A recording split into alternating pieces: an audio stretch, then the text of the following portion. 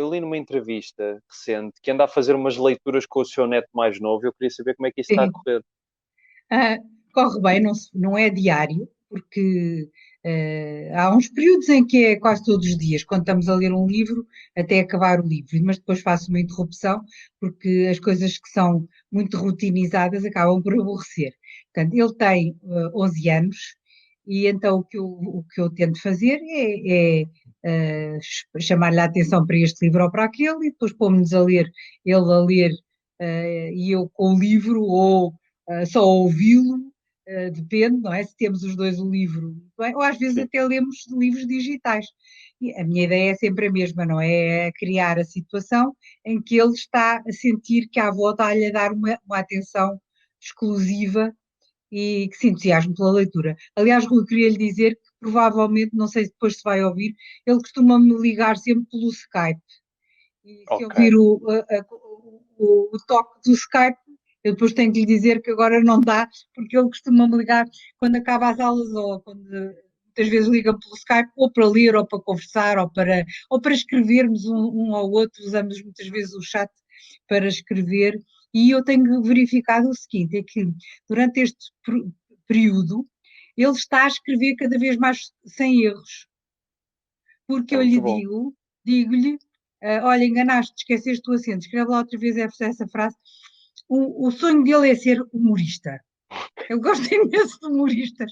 Às vezes diz umas piadas, não são nada convenientes para uma avó ouvir do neto, e depois pergunta-me se eu gostei, e eu digo-lhe sempre, olha, já sabes que piadas com esse tipo de palavras não gosto lá muito, nunca são assim muito, muito fortes, são brandas, mas seja como for, eu tento sempre marcar onde é que está o limite, e eles depois perguntam porquê, sabe muito bem porquê, mas eu explico-lhe mil vezes para ele perceber. Eu gosto que ele crie, que seja inventivo, e depois fica muito. Ainda há dias disse-me assim: boa, vó, estamos a ter umas conversas paralelepípedas. E eu achei piada, paralelepípedas, ri-me. Achei boa esta piada, avó. Eu digo: é. E depois tentámos analisar porquê, porque geralmente diz de conversas paralelas, quando um está a dizer uma coisa e o outro não ouve, a explicar bem o significado, porque é que há humor nas coisas, não é? Eu tento, aliás, foi uma coisa que eu lhe digo, Rui, que eu gostei imenso. Eu tive uma cadeira na faculdade, quando andava na faculdade, que era teoria da literatura. E porque eu tive em germânicas antes de ir para a filosofia. Chamava-se germânicas, não é? Bom, e então, nessa cadeira de literatura, uma das coisas que eu adorei estudar foi o que é que na literatura produz humor. E é muito Qua- engraçado, porque é uma espécie de uma. Há muitas interpretações do o que é que nos leva a rir. O que é que leva o ser humano a rir? Nós sabemos que rir é ótimo, faz bem a tudo, não é? É até bom para o equilíbrio físico, etc. O riso é um benefício, emocionalmente, claro que é, mas eu gostei muito de ver isso na teoria da literatura, as interpretações que foram surgindo, se calhar agora já há muito mais, porque já foi há muitos anos, foi há, enfim, eh, foi há 50 anos, mais ou menos, não tanto, mas já foi há quase 50 anos. Vê como eu me rio. Olha, eu adoro dizer que isto já me aconteceu há 50 anos. As pessoas ficam assim com ar. Ei, que velha. Não me ralo nada, sabe? Eu adoro, porque uma pessoa ter uma experiência de 50 anos e poder gabar-se dela, não é bom? eu acho que sim, eu acho que é ótimo. Além de que as pessoas com uma grande experiência depois também têm muitas histórias para contar e muitas experiências de vida para passar, pronto, aos mais novos, como é o Mas meu caso. há um amigo do meu marido que diz uma que também disse uma vez e ficou realmente com imensa piada, que dizia que há dois tipos de experiência. As pessoas que dizem, eu tenho muita experiência. E ele dizia, por exemplo, uma pessoa que diz, eu tenho 30 anos de experiência. Pode ser, mas também há pessoas que dizem, eu tenho 30 anos de experiência e não têm. Têm um dia de experiência repetida ao longo de 30 anos, sempre da mesma maneira. Portanto, é preciso também a diversidade, não é? Porque se a pessoa tem uma experiência muito rotinizada, acaba por não trazer muito mais. Claro que nunca é igualzinha, mas o que é importante é que haja uma diversidade de experiências. Isso é engraçado pegar nisso, porque era uma coisa que eu também lhe queria falar, porque, pronto, este tema é inevitável. A coleção de uma aventura vai fazer 40 anos, ou é para o ano, ou é em 2023, acho eu. É, Lá está, não outra é, coisa, é não é 22. 50 anos, mas é 40, 22. portanto, também já são muitos anos. Exatamente, exatamente. É, 22. 22 E eu anos. queria lhe perguntar como é que conseguem, tanto a Isabel como a Ana, manterem durante 40 anos esse trabalho sem nunca se rotinizarem. Muito obrigada por dizer que nunca nos rotinizamos. Nós sabemos o seguinte, o nosso objetivo principal é criar leitores. E criar leitores com livros que nós pensamos que podem criar o gosto pela leitura, não é? E que tipo de livros são esses? São os livros que o leitor começa a ler e lhe apeteça continuar, e quando chega ao fim tem a satisfação de ter terminado aquela tarefa de ler. Bom, e nós sabemos que e porquê? E é criar leitura. Nós sabemos que se há uma determinada idade, aí por volta dos 12, 11, 12, 13 anos, que é preciso haver muita leitura para se ganhar aquilo que é a fluência. A fluência, o Rui sabe, é a capacidade que uma pessoa tem de ter um ritmo interior de leitura que lhe permita a compreensão do texto. Sem isso não há compreensão imediata, automática. Depois, claro que aparece uma outra palavra que a pessoa não conhece pelo meio, que faz parar um bocadinho e que a pessoa vai procurar o significado, mas esses momentos de pausa não alteram o facto da pessoa ter um ritmo que lhe permite a compreensão. E isso, os neurocientistas descobriram que essa aquisição de fluência depende de, em primeiro lugar, da pessoa dominar o código, não é? Saber aplicar aquela míria de símbolos e saber o que é que eles significam quando se juntam para fazer palavras, mas também é capaz de ligar ao significado, à semântica. Portanto, nós todos os seres humanos temos um léxico mental enorme e o léxico mental é que permite compreender também o texto. Isso só se obtém, essa conjugação de fatores, com muita experiência, que é precisamente o princípio da nossa conversa. As pessoas têm que ter muita experiência daquela atividade para dominarem plenamente e depois terem altos níveis nos testes PISA, na avaliação da literacia, não é? Quem tem um alto nível é quem tem muita experiência de leitura. E só tem muita experiência de leitura quem quem teve a sorte de descobrir livros que lhe agradaram e foi querer ler, porque quem não quer ler não tem muita experiência de leitura. Só com a vida escolar, a repetição que a escola propõe, até o estudo, a consulta de livros para poder obter informação, tudo isso é muito bom, mas não é suficiente. Os grandes leitores são aqueles que gostam de ler e tiveram, e os grandes leitores e os que dominam completamente a competência, são aqueles que tiveram, nessa idade, que é na adolescência, a possibilidade de ter essa experiência rica. E então a Ana e eu sabemos que se dermos a possibilidade aos leitores de encontrarem personagens que conhecem e envolverem-se em histórias que não conhecem, mas acompanhados por personagens que conhecem, isso é um fator aliciante. E por isso é que nós continuamos sempre a fazer uma coleção, uma aventura, e extraordinariamente os últimos livros saem sempre muitíssimo bem.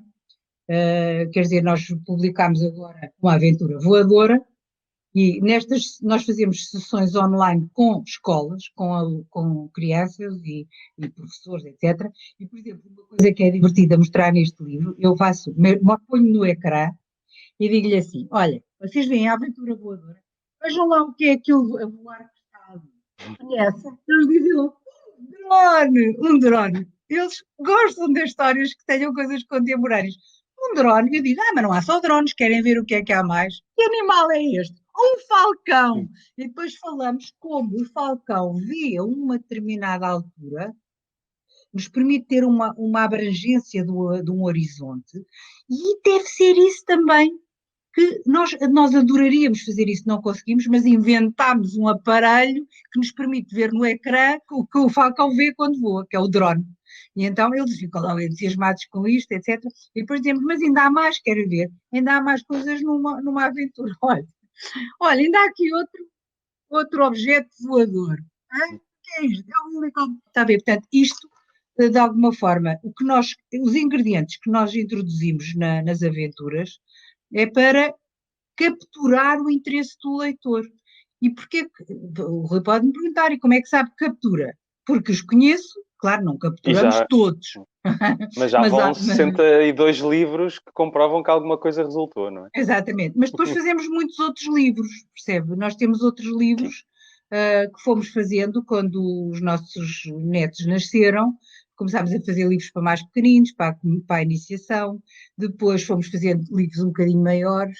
Até temos alguns que têm quer dizer, por trás da estrutura do livro está o nosso conhecimento pedagógico.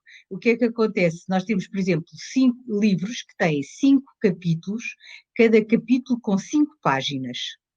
E porquê que esses livros funcionam? E nós recomendamos aos professores, não é? Porque se eles lerem na aula um capítulo por dia, chegam ao fim da semana, têm o livro lido. E como a coleção tem quatro livros, eles podem depois levar o outro para casa e lerem sozinhos, requisitarem na biblioteca, está a ver? Porque é uma coisa que tem que ter princípio, meio e fim, é uma idade. Os miúdos gostam de coisas que eles vejam, que sejam metas execuíveis, metas em que eles alcançam e que têm o prazer de conseguir. Portanto, nós, este trabalho, e tentamos sempre inventar coisas diferentes e inspirar-nos na realidade, que é muito diversificada, é sempre possível encontrar temas e locais e personagens, etc., para incluir nas nossas histórias. Já só falta as personagens de uma aventura irem para o espaço, para Marte ou assim, porque já inventaram tantas situações. Obrigada, mas sabe o que é? A questão é que nós gostamos de falar do que sabemos. E então, se me convidassem para ir a Marte, eu agora não podia ir, sabe? Por causa dos 70 anos. Também não me convidavam pela mesma razão. É verdade, é Mas se verdade. me tivessem convidado. Aliás, a minha filha ia ficar furiosa e o meu marido, então nem se fala.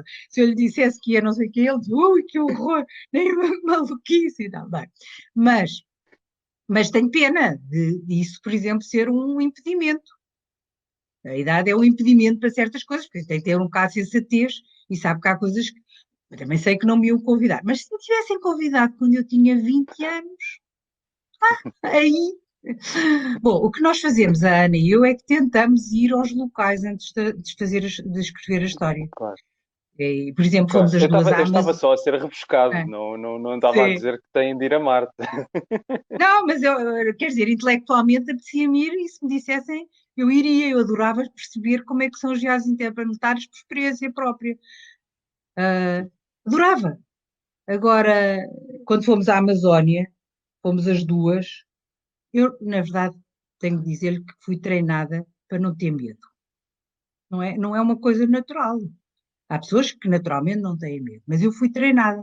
O meu pai treinou-me, a mim e às minhas irmãs, para não termos medo de enfrentarmos coisas que aparentemente podiam ser ameaçadoras e explicar que se nós usássemos a razão e a coragem, que podíamos resolver os problemas sem que o medo nos travasse. Isso é muito importante na educação de uma pessoa. E é possível. As pessoas é que muitas vezes não exploram suficientemente essas competências que as crianças têm para, quando se consegue perceber o que é que nos está a acontecer, ganhamos uma força incrível. E eu tive a sorte do meu pai, era fantástico educador e éramos só raparigas e ele treinou-nos às 3 para não termos medo. E, portanto, a primeira reação que me tenho quando me propõe alguma coisa é logo, vamos! E depois tem, então, às vezes, no percurso para lá, eu pondero se é sensato enverdar por aquele caminho. Mas, por exemplo, eu tive um neto que fez eu já tenho netos formados, não é? Eu tenho um neto que é engenheiro civil, tenho outro neto que é advogado e o meu neto que é advogado fez aquele Erasmus Sim. Mundi. E onde é que ele foi? Foi à Argentina. Argentina, teve em Buenos Aires, e depois a minha filha, eu e a minha irmã, fomos as três visitar o meu neto e ele desafiou-nos para ir fazer trekking, uma espécie de trekking, numas montanhas fantásticas que há perto da Argentina, nos Perito Moreno, que é uma coisa extraordinária, aos glaciares. Isto foi há 3 anos, há 4 anos talvez. Fomos a Perito Moreno, o gelo, os glaciares azuis, uma cor extraordinária, as pessoas, uma coisa, uma viagem absolutamente deslumbrante. Mas, por exemplo, a minha filha e os meus netos, porque o irmão mais velho também foi, foram caminhar no glaciar com botas, com picos, e andaram a caminhar no glaciar.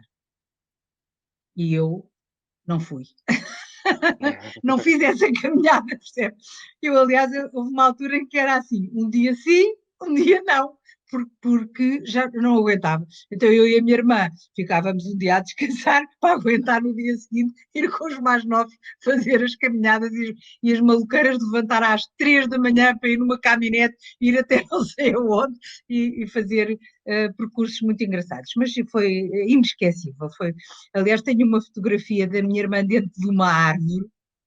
Há árvores enormes e eu tirei essa fotografia e às vezes mostro aos miúdos nas sessões que nós pensamos que uma árvore que contém dentro uma pessoa, que tem um buraco onde a pessoa pode entrar, é uma coisa de magia, mas não é, existe na natureza. E isso é muito, muito inspirador. Esse sítio deve ser maravilhoso. Eu, por acaso, há uns tempos vi umas fotografias e fiquei absolutamente de boca aberta. Portanto, Vale imensa imagino que tenha pena. sido. Vale imensa pena e tem paisagens deslumbrantes e uma variedade, é uma coisa extraordinária.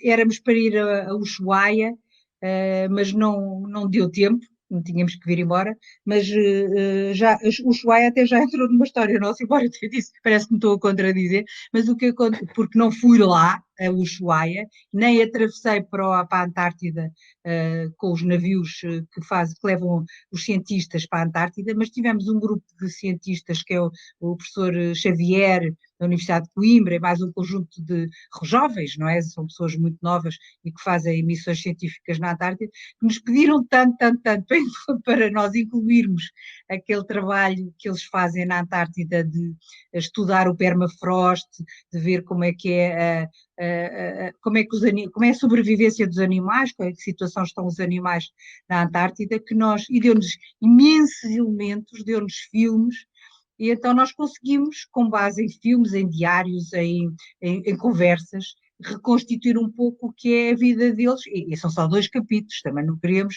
alargar-nos muito, porque não é, não é, mas é uma aventura no alto mar, e então incluímos essa passagem à Antártida, e, por exemplo, ele mostrou-nos uma coisa extraordinária, que foi o fato que usa quando faz as missões junto dos pinguins, por uma razão muito simples, é que cheira a pinguim.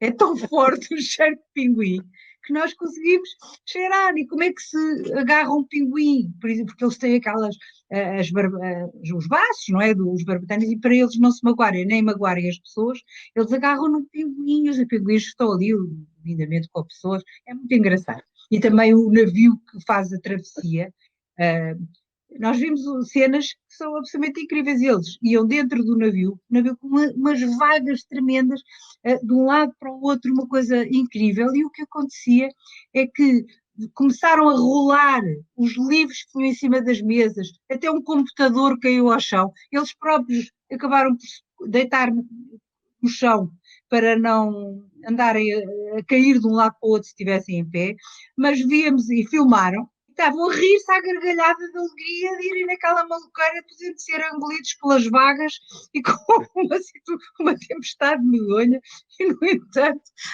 o entusiasmo era tal que o filme é incrível, mostra como eles têm confiança de que aquele navio não vai ser engolido, não é? Isso já dava para fazer outro livro, Pois só esse dá, seu pois relato. dá, pois é.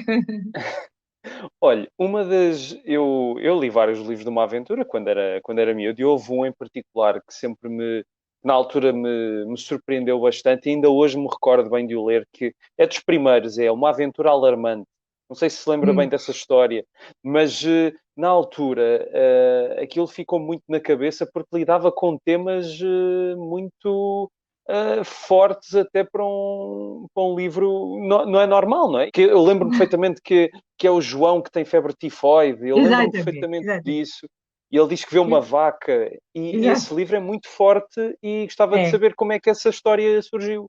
surgiu. Eu vou lhe dizer, por duas vias. Uma via foi uma amiga nossa, chama-se Maria Vitória Vaz Pato, que era, na altura, trabalhava no Ricardo Jorge, no Instituto Ricardo Jorge. E como a filha dela era colega da minha filha, liam bastante, etc. E foi nessa altura, este livro é o número 7, está a ver, ainda não é, Exato. é o número 7.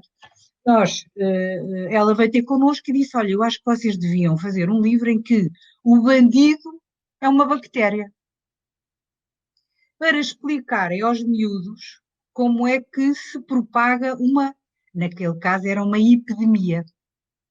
Era uma epidemia. Exatamente. Bom, e então ela achou que a febre tifoide era uma coisa boa, porquê? Porque uh, a propagação da febre tifoide, agora vou dizer uma coisa que agora toda a gente percebe, há pessoas que não têm a doença aparentemente, mas são transmissores. Agora todos sabemos, não é? Os mais Exatamente. pequeninos sabem que o bebê pode vir do jardim de infância, não estar aparentemente doente, mas ter o vírus, não é? Do Covid-19 e transmitir, embora ele próprio não esteja doente, não tenha sintomas, etc. Pode acontecer isso. As pessoas podem contrair o vírus, e neste caso era bactéria. Portanto, ela explicou-nos tudo o que tinha, qual era a questão, etc. Bom, mas passa-se que, acontece que quando eu era miúda, ainda não, ter o quê? 11 anos também, ou uma coisa assim, ou talvez, a minha mãe teve febre tifoide. E 11 anos, portanto, com 11 anos, foi em 1961, por aí. E a minha mãe estava muito doente, com uma febre terrível, não se conseguia levantar da cama, uma coisa, não conseguia comer, uma coisa horrível. E o que é que eu faço? Na altura, havia eu tinha a Enciclopédia Luso-Brasileira, aqueles livros todos que ainda tenho. Sim, sim, sim, sim. Mas está num caixote porque agora já não se usa. Agora temos a Wikipédia. Não consigo ter aquilo nem instante, não cabe. Fui ver a Enciclopédia e dizia lá assim, explicava o que era a doença e dizia assim, ao quarto dia ou ao quinto dia sobreveio a morte. Eu fiquei aflitíssima, não disse a ninguém. E quando vinha ao médico, eu ia ver o que é que o médico dizia. Que os médicos iam a casa, nessa altura as pessoas não iam aos hospitais, era uma altura, não havia, o Serviço Nacional de Saúde não existia, era realmente uma coisa horrível. Passou-se o quarto dia, passou-se o quinto dia, passou-se o sexto dia, passou-se o sétimo dia e a minha mãe estava a melhorar. E eu depois, mais tarde, disse ao meu pai, ó pai, eu vi na enciclopédia, estava isto aqui escrito e tal. Ele riu-se, e disse, é que esta enciclopédia é dos anos 40, ainda não havia antibióticos. E eu sofri horrores com aquilo, pensando que a minha mãe ia morrer com aquela doença, quando, afinal, solução para aquele caso. Em todo caso, ela disse-nos que era, pediu-nos, nós fazíamos o livro, nós fomos tentar documentar-nos, mas mesmo assim estávamos sempre com muita dúvida, e agora nós vemos isso, porque a ciência dá informação, mas nós não temos a segurança de estar a interpretar bem aquilo que estamos a ler, não é? E então eu Sim, estava claro. sempre a ouvir agora. E esta aventura alemã, se reparar, nós nunca dizemos onde é, inventámos uma terra, para quê? Para as pessoas de uma terra onde nós localizássemos a epidemia não se sentirem atingidas. E não entrarem em Portanto, pânico, sim. exatamente. Foi, portanto, foi com intenção formativa, mas eu próprio tinha tido aquela experiência e, portanto, era muito sensível ao facto das pessoas deverem estar informadas para poder saber o que fazer numa situação de epidemia. E mal sabia eu que ia ainda estar numa época em que a humanidade se defronta agora, como está a defrontar com uma pandemia. Mas eu tenho a certeza que vai passar, como todas as outras passaram, só que, e agora temos outros recursos, não é? Temos vacinas, mas enfim, ainda não encontraram medicamentos que possam ser terapia, não é? Temos a vacina, mas não temos terapia ainda. Temos alguma, os médicos já sabem muito mais do que no início, tem sido uma evolução enorme.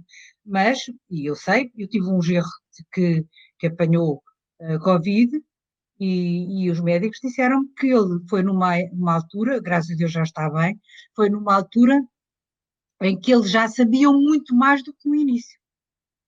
Os médicos sabiam muito mais e que o salvaram em grande medida graças à experiência, precisamente, que foram adquirindo no contacto com os doentes e com a doença e que lhes permitiu ver o que é que resultava melhor.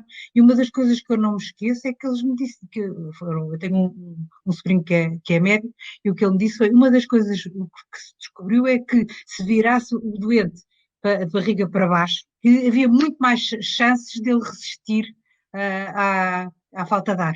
Não vê que nos filmes muitas vezes eles estão a virá-los de barriga para baixo e que estão Sim, virados de sim, barriga para sim. baixo, os doentes. É por isso, é porque conseguem oxigená-los melhor se estiverem de barriga para baixo. Eu também não sei muito mais, não é?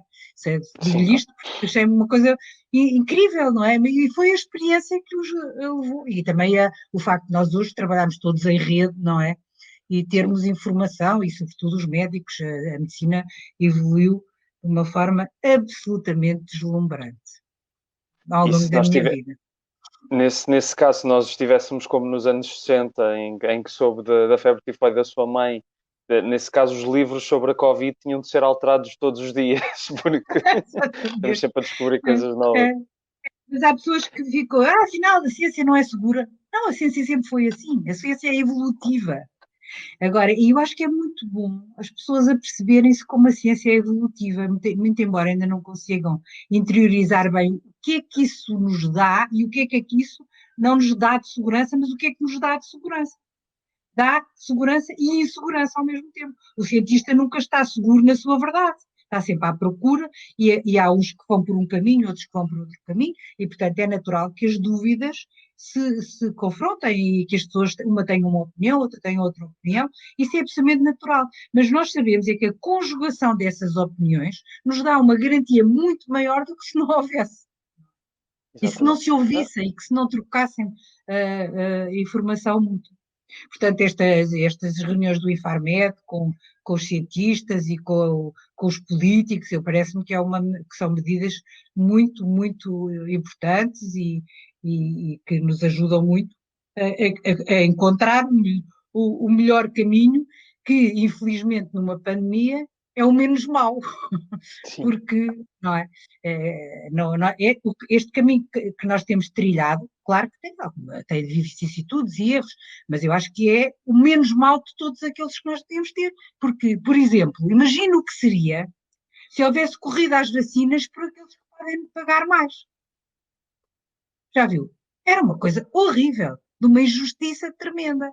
E, de facto, isso foi logo assegurado pela União Europeia, pelos governos, e é igual para todos, e com critérios que têm o senso de ser para proteger aqueles que estão em maior risco naquele momento.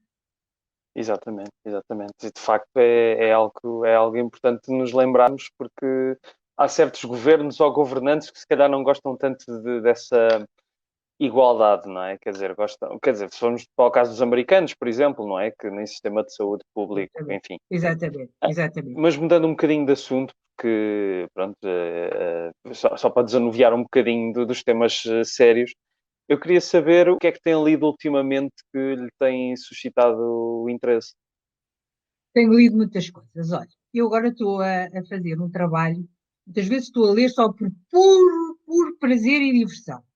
Outras vezes estou a ler por interesse pelo trabalho e, simultaneamente, diversão. Então, eu posso lhe dizer que nós fizemos aqui há uns anos um livro para a Fundação Jorge Alves que se chamava Missão Impossível. E esse livro era uma viagem no tempo em que os jovens portugueses vão ter com o Jorge Alves, que é uma personagem que viveu no Oriente na época dos descobrimentos, enfim, já no século XVI, e vai ter, não, no século XVI, exatamente, e vão ter com o Jorge Alves e com o São Francisco Xavier à Tailândia. Porque o Jorge Alves sabe-se que tinha uma casa em Patane. E então nós arranjamos uma história e eles vão. E agora encomendaram-nos outra história, que é, também nos está a interessar imenso fazer esta história, que é uma história que tem como tema central as viagens que os portugueses faziam entre Macau e o Japão, no século XVI, precisamente.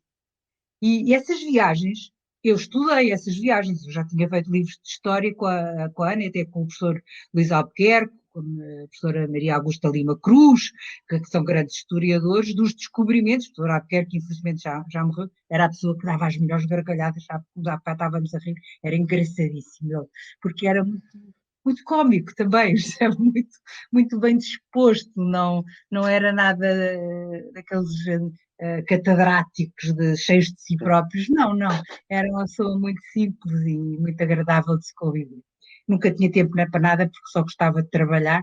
Um dia convidámos para almoçar, ele disse, tem lá tempo para almoçar? Eu fui uma coisa rápida, tá? Eu tenho muito que fazer. Já tinha nessa altura uma idade bastante avançada. Bem, mas este livro, o que é que nos aconteceu? Nós tínhamos estudado para fazer a nossa história de Portugal e para escrever os livros dos descobrimentos, tínhamos estudado a obra dos historiadores até ao momento em que escrevemos o livro. A partir daí, nós não tínhamos estudado tanto, não sabíamos o que é que se tinha feito. Os historiadores são cientistas, precisamente, estão sempre a evoluir. Este é o grande historiador clássico, é o professor Charles Boxer. Tem vários livros que tínhamos já trabalhado bastante, e há outros historiadores, mas este é realmente muito importante. E então agora temos este historiador português que é da Universidade Nova, não sei se você conhece a Universidade Nova do Lisboa, o professor João Paulo Oliveira e Costa. Foi seu professor? Não, por acaso não. Não, Por acaso não não. foi, não foi. Grande historiador, grande historiador. Ele escreveu este livro com dois outros colegas, José Damião Rodrigues e Pedro Aires Oliveira, e é uma história da expansão e do Império Português. O que é que isto aqui atualiza? Eu aprendi imensas coisas novas que não sabia sobre a expansão e o Império, e precisamente sobre aquela. Eu li o livro todo, porque comecei a ler só a parte de Extremo Oriente, mas depois o livro é tão bem feito que eu li o livro todo. Porquê? Porque ele faz uma coisa muito interessante. Ele analisa as fontes históricas à luz da controvérsia política da época. Parece uma frase assim, mas não é. Quero ver o que é. É o seguinte: em cada época há fações. Os historiadores têm,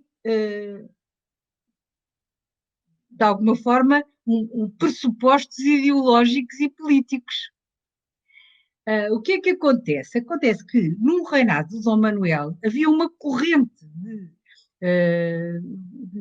de projeto político para a expansão e para o Império, que foi cortada quando sobe ao trono Dom João III. Alterou-se.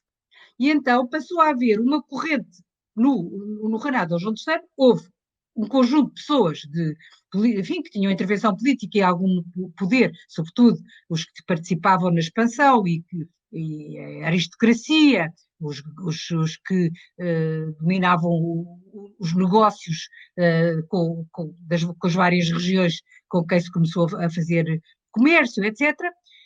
Esses grupos degladiavam-se e escreviam. E então o que é que acontece?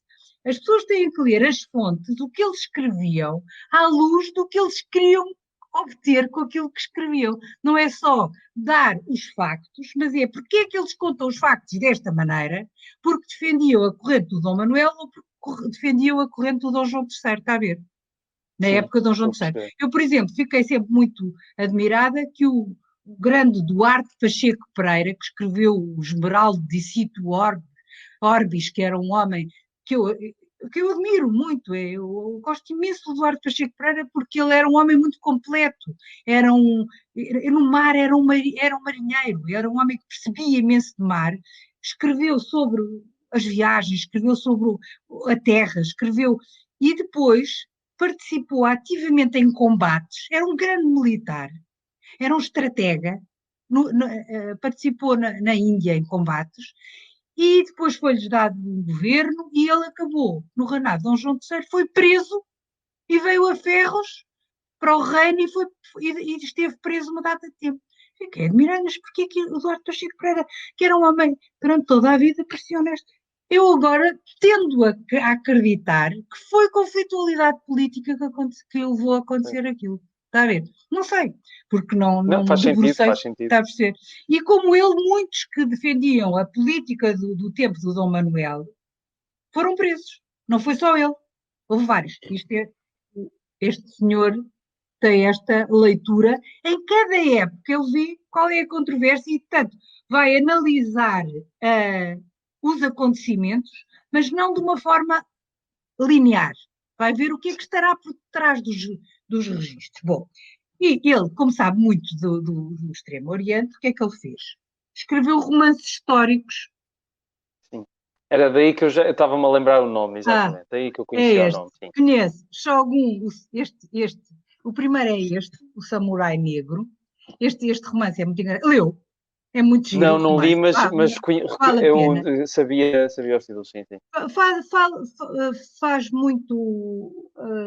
Ele dá-nos imensa informação sobre a vida das pessoas. E o Samurai Negro, o teu título, é muito engraçado, porque é um homem que é descendente do rei do Congo e que vem para o reino, mas que do reino conhece um descendente de um português e de uma índia do Brasil e vão juntos para o Oriente ter com um tio de um e instalam-se no Japão. E por isso o rapaz que era de origem, que era africano, acaba por ser tomado por uma das grandes casas de daimyo japoneses e fica ao serviço de um daimyo japonês, como era um guerreiro extraordinário, é um samurai. Portanto, e era ao princípio que causava muito espanto no Japão, porque as pessoas nunca tinham visto uma pessoa com a pele daquela cor, mas depois acabou por ser mais vulgar e também mostra muito como eram as comunidades de descendência portuguesa nos vários locais, em Macau e no Japão, que eram de uma miscigenação incrível. Muito giro. E como é que e no Japão é particularmente interessante, porque já o São Francisco Xavier tinha tido uma ação pedagógica importante para que os missionários, em vez de quererem impor, pudessem absorver o que eram os costumes locais e integrar, fazer uma ligação entre as propostas do cristianismo e os costumes da localidade, do local de onde viviam, que primeiro foi noutros sítios, mas depois fixaram-se e fizeram uma cidade em Nagasaki, não é?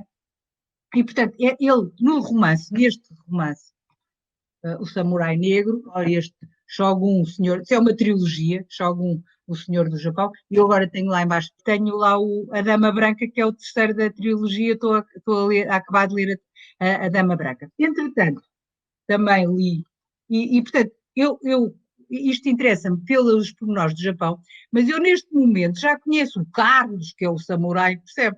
Como aos miúdos. Porque quem é o Carlos? Quem é o Álvaro? Que os japoneses diziam Árbaro. E quem é que são estas personagens? Portanto, as personagens fazem viver a sociedade da época, precisamente como a Ana e eu também tentamos fazer viver para os miúdos as nossas personagens. Depois, este livro foi o professor João Paulo Oliveira Costa que me recomendou, que é da professora Alexandra Corvelo, e está aqui o nome dela, é uma interpretação dos biombos japoneses. Nós também, este vai ser este navio é o tema, quer dizer, claro que para os miúdos não é o tema, e para os adultos. Para os miúdos, sim. é uma viagem, um mistério, que eles vão, não sabem bem como, lá parar, etc. E têm mil aventuras, mas eles ficam a viver, a perceber o que era a vida naquela época. E é este navio que os japoneses chamavam o navio negro, que, e os biomas são um fascínio, não é? Pois não, Isto é, pois não. estes cortejos, por exemplo, se você me disser eu agora, já sou capaz de dizer, porque ela e os historiadores têm visto, quem é que é esta gente que vai no cortejo do bioma?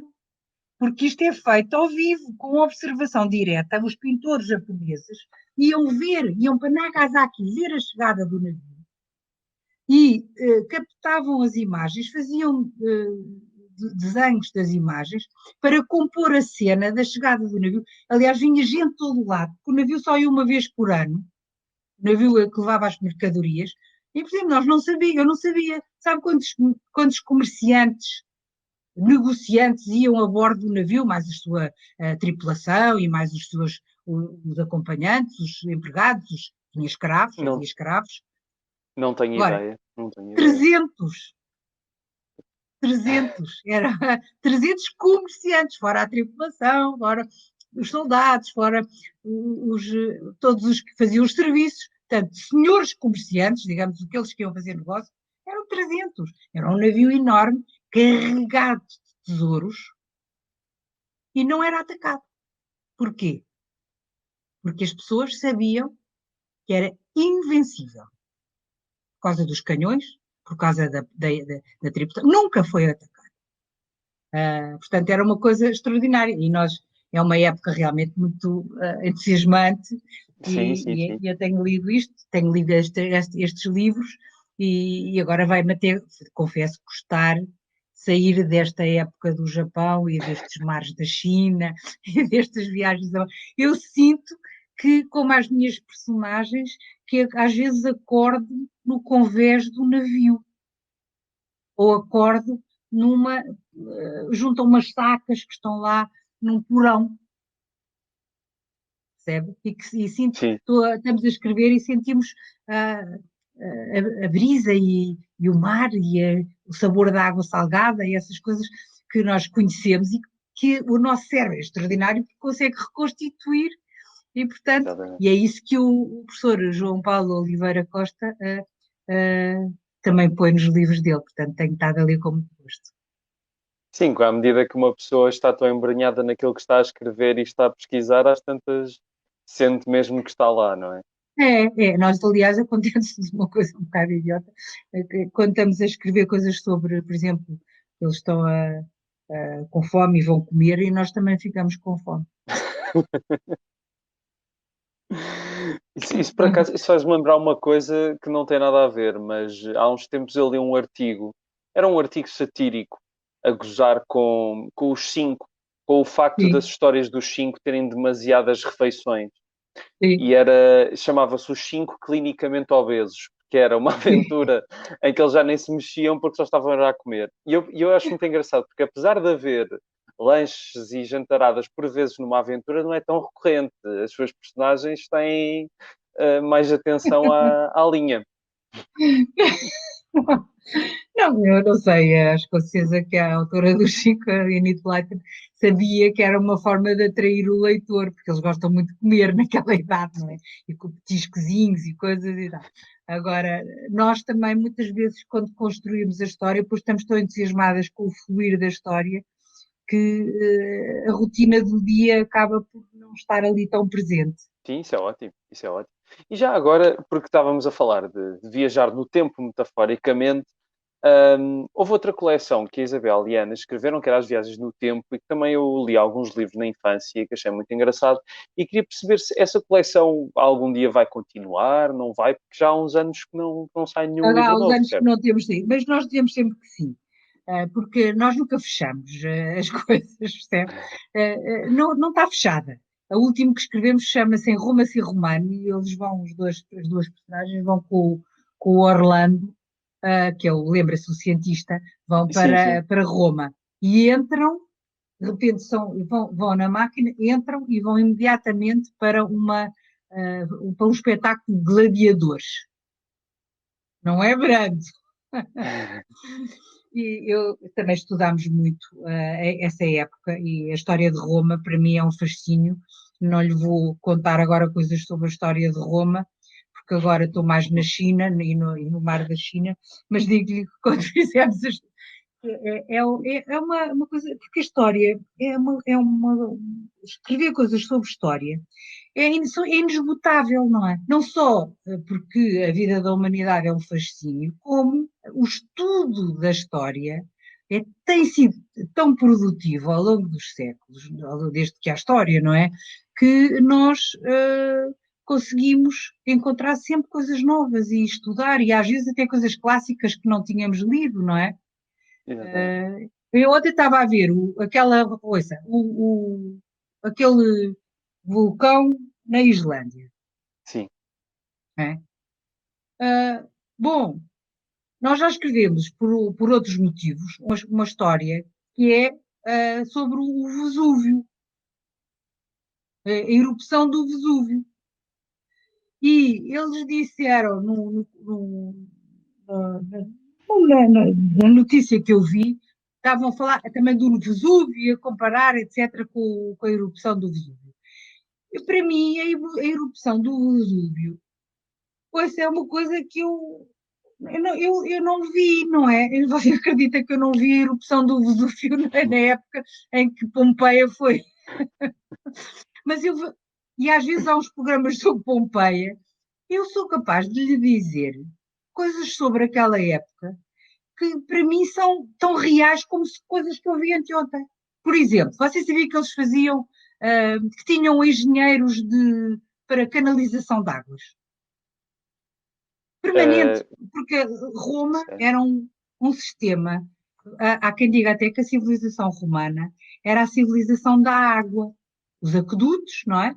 E eles Sim, sim, sim, sim. levavam a água para os sítios, a água era transportada por toda a Península Itálica e por outras zonas do Império, não é?